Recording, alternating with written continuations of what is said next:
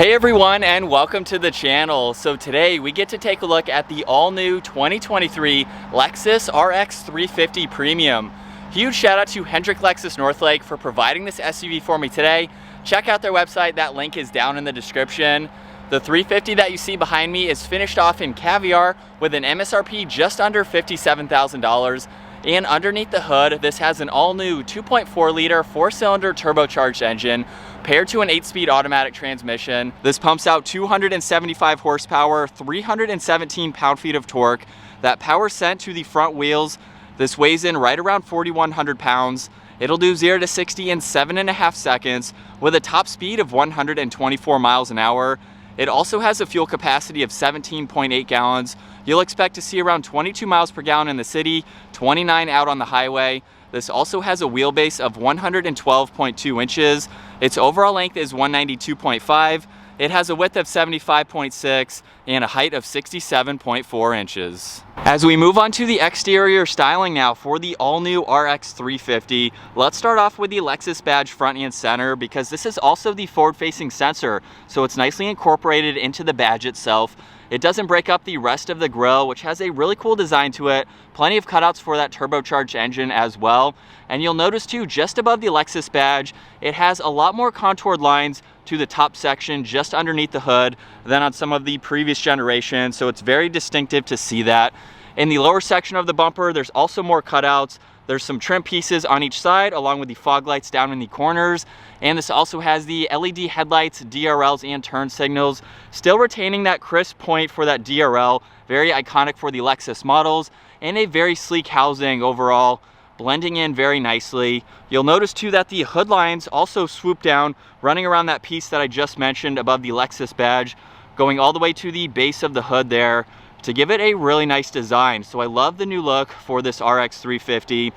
And as we work our way to the side, this has the optional 21-inch wheels with a two-tone design along with the multi-spoke pattern. Now this has power folding, body-colored side mirrors with some chrome accents and a very small indicator on the very corner there, but it is functional of course. Up on the roof, this has a full panoramic sunroof along with those roof racks, and then you can see all of the chrome trim surrounding the windows. The side profile has a nice design to it, especially with that line in the lower section of the side skirt going up to the rear of the door. Now there is some plastic trim in the lower side skirt. The fender flares are body colored and it has a great design to it.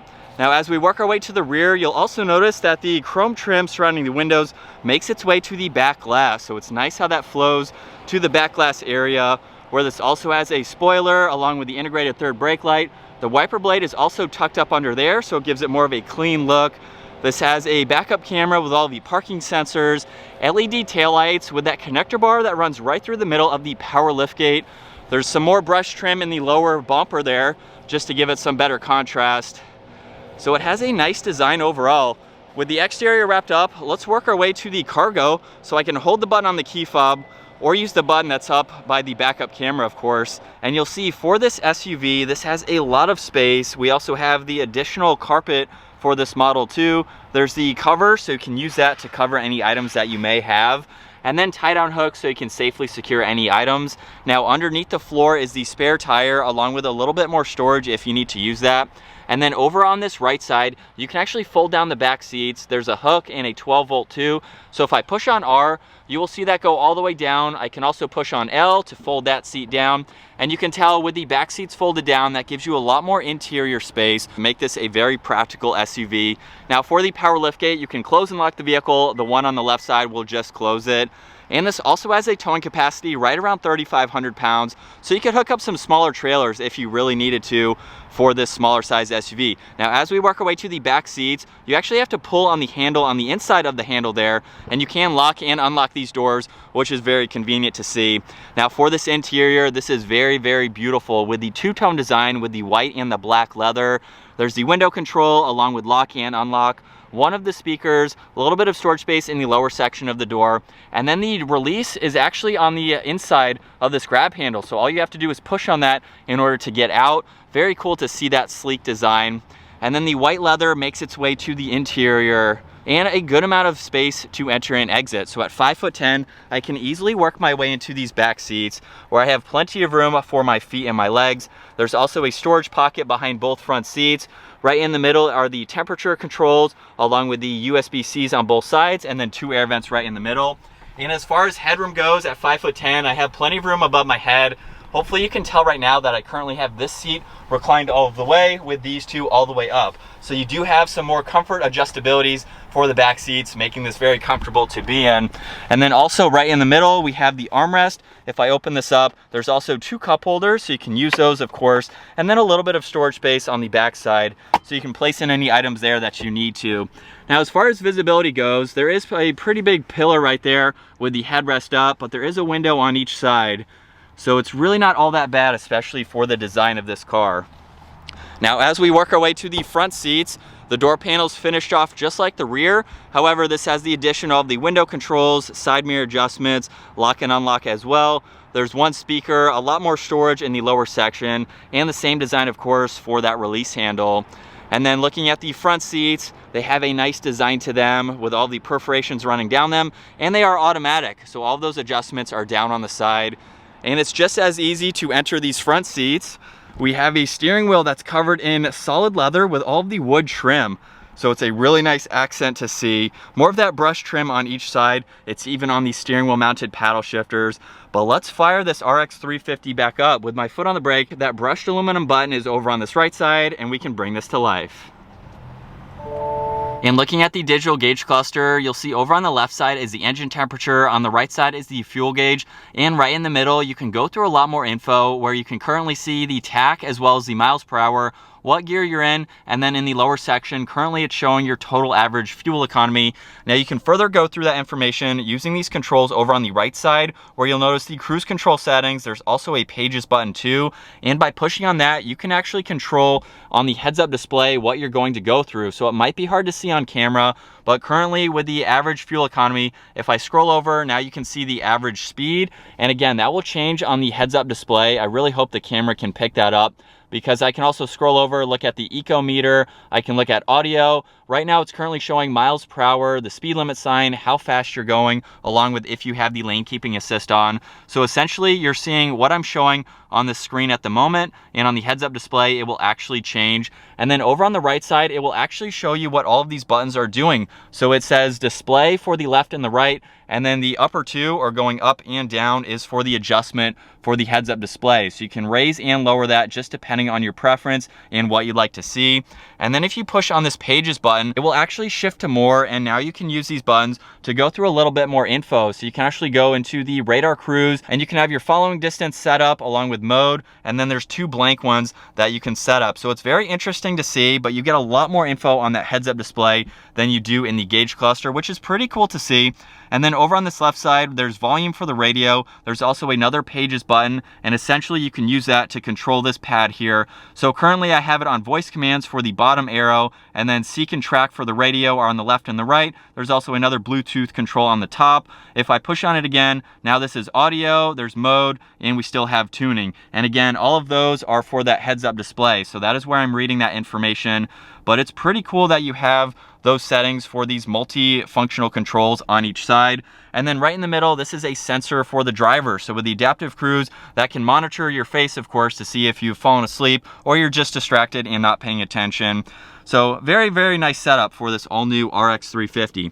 Now on this left side, there's the odometer. There's also the memory seating adjustments. You can release the fuel cap along with the rear hatch. There's also a little bit of storage if you need to place some items down there. Some piano black surrounding 1 air vent. Hopefully you can see another look at that heads-up display. I know the background is a little bit white there. And then right in the middle, it's actually a pretty cool design with all the leather behind this all-new screen with the two-tone. You have a little bit of space. You could maybe put some items there if you really wanted to. But now looking at this all-new massive infotainment system, on this left side are all of the presets. So at the top is navigation. You can quickly get into music, go to your phone when you have that paired. If I push on the car, you can go through all the vehicle information like your driving modes, driver assistance. You can see there is normal, sport, and eco, and it will just change the color there on that diagram. You have your tire pressure as you already saw, In the lower left, you can go through all of your settings. So you have all this information that you can scroll through and customize just depending on how you'd like to have it set up. So there's not a ton of information, but it's very, very nice to have this massive screen. It makes it a lot more usable, in my opinion, to further go through that. Now below that, you'll notice there's a lot more controls integrated into this screen. So there's where you'd like the air to go, the heated and ventilated seat controls. So that is actually basically kind of one control, if you want to call it that. You will see those adjust depending on if they're heated or ventilated. There's the heated steering wheel too. If I push on climates, you can further go through this information. And then pushing on all of those buttons there, you can get to shortcuts and what you use the most, like driving modes, also the lane departure, heads-up display, and some other controls over on that right side. There's also the front and the rear, so you can quickly control between the climate adjustments, sync as well. Now there's actual physical buttons for the temperature, and you can see that adjust within the circle there as I turn it. Fan speed is right in the middle. You can swipe on that dial, or you can just push on plus and minus. And then this actually has a physical button for the volume, which is very, very nice to see. There's the front defroster along with the heated side mirrors too. The hazards are right in the middle along with 2 air vents. You can adjust them on both sides here, turning them on and off. There's also 2 USB-C, so you can use that as needed, and some beautiful wood trim for the center area. Now if I open this up, you'll notice there's a wireless charging pad on one side, a lot more storage on the other, and even more auxiliaries, so you can charge many more electronics that you may have. Now there's 2 cup holders over on this right side, some very nice trim around it. And now looking at the all-new shifter, in order to put this into reverse, the shift pattern is very easy to get used to. So all I need to do is push it over to the left and up. It will go back into that center position, but now we are in reverse. And with the backup camera, you can see all the guidelines. We can also go to a little bit different of an angle and then adjust the guidelines as needed. It gives you a lot of visibility with the size of that screen, so that is great to see. Now to put this into drive, I'll go over to the left and down. It will go back into the center. We are now in drive, and if I pull it straight back, that is for the manual setting. So that allows you to use these steering wheel mounted paddle shifters, and then park is just by pushing on the P there. Now behind that, over on this left side is traction control along with the auto hold assist. There's the engine start stop feature along with the electronic parking brake. And looking at the center armrest, it's finished off in leather, and you can actually open this up 2 different ways. So if your passenger needs to gain access to it, you can open it up that way, or if your driver needs to get access to it, you can open it up the opposite way. There is plenty of room for all that information. And then the glove box has an ample amount of room for all that information as well. And then, like I mentioned earlier, this does have a full panoramic sunroof, so that control is located up top, where that will open up all the way to about the back headrest there, providing a lot of light.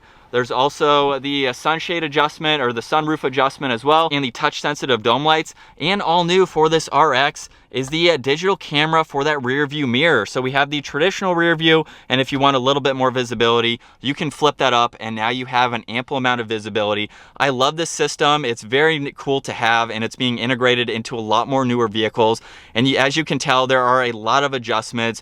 You can zoom in, zoom out, go up and down, just depending on what you'd like to see. It is pretty cool to see that technology. Now that we're behind the wheel for this all new RX 350, I feel like this is a very, very nice update for this Lexus model, and I really hope to see this in a lot more of their trim levels and different models within the brand, because I feel like Lexus has been lagging slightly on some of their technology, especially with the center infotainment system being touchscreen. Some of their other systems have been touchscreen, but they've also had that little mouse pad, if you're familiar with Lexus, down by the shifter to go through some of that info. And it was kind of a little bit old school in a sense. It gave you what you needed, but it really wasn't as user-friendly in my opinion, because I've been in quite a few Lexuses, and that was just something to me that was kind of a turnoff in a sense. But with this RX 350, this is a very nice interior. The gauge cluster is very similar to some of the previous generation Lexuses, but now with this center infotainment system, the new shifter, which I'm digging, it's very sleek, has a good design to it, but this center infotainment system just kind of livens up this interior. If you focus solely on that screen there, I think that kind of brings in the entire interior. Everything else is kind of what you would expect from some of the previous generation Lexus models. So not a whole lot of newness for some of the other things, like the materials and things like that. But you've seen with that button to release the door, that is new, of course. And it has some nice updates to it. Exterior, not so much. There's a few different styling aspects here and there, but I gotta say that I love this interior tech. Now, as far as the driving modes go, let's pop it into sport mode. We have the paddle shifters, and you can see what gear you're in with the heads-up display. I like there's a lot of info there, but we'll give it some gas here. Wow. Now, 2.4 liter, 4-cylinder turbocharged engine. You wouldn't expect it to be crazy fast, but that's pretty adequate. A lot of automakers are going for smaller, more efficient engines. I think you can get a larger engine option for this with a hybrid system. This is kind of more of a base model, I believe, even though it has the premium package as far as the engine goes. But it gets up and moves. But what I really like, and I know you may not have been able to see that earlier, is all the info on that heads-up display. It pretty much gives you everything that you need. So while you're using these controls that I showed earlier on the steering wheel, you can monitor all of that right on the heads-up display and quickly further go through that info. So I think that is pretty cool. And so far, it's riding and driving as you would expect for a Lexus. It's been so comfortable and smooth. There's no suspension settings. The driving modes here are basically for your throttle, just to give you some more input depending on how you're driving. And just from third gear, you know, we're getting up to speed, but the paddles are very responsive. I'm impressed with how responsive they are. You may not be using those a lot, but if you need to, they're there, they're in a good spot. You can quickly use them. And so switching camera angles now, we'll go down into second gear, back into sport mode. We're in the manual setting too. And a gradual acceleration, and we are up to speed. It's very smooth in the power delivery as well. There's no jerky shifting, even with an automatic or using the paddles. It's just a nice power delivery to get up to speed. And hopefully you can tell from this angle just how quiet it is. Very comfortable too. We'll throw on the nav there so you can see that in full screen with the back roads that we're on here. Definitely a nice place to be. Now, like I mentioned earlier, with the Lexus brand, I really do like how they are finally integrating some other, almost not in a sense copying, but they're kind of catching up with the interior tech and the look that I think a lot of people have been looking for. Now, with the demographics of Lexus buyers, some of this stuff isn't exactly what they would be looking for as far as having a million different things.